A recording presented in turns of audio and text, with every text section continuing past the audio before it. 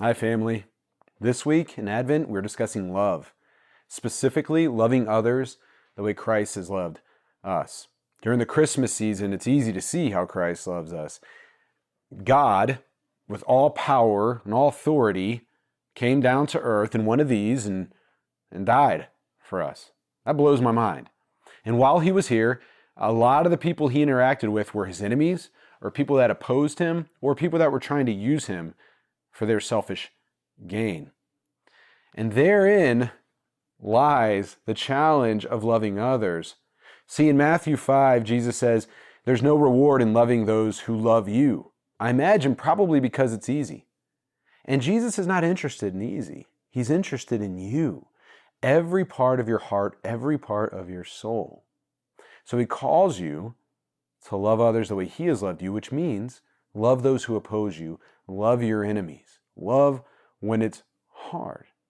Now, I know that, or I imagine most of us watching this want to do that. We want to love those who oppose us. We want to love our enemies. Well, there's a great exercise that will tell you where your current heart condition is when it comes to loving your enemies. This is in the book Crazy Love by Francis Chan.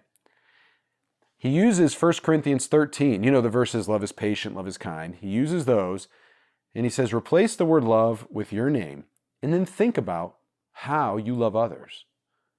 I'll demonstrate. Brandon is patient and kind. Brandon does not envy or boast. Brandon is not arrogant or rude. Brandon does not insist on his own way. Brandon is not resentful. Brandon does not rejoice in wrongdoing, but rejoices in the truth. Brandon bears all things. Brandon believes all things, hopes all things, and endures all things.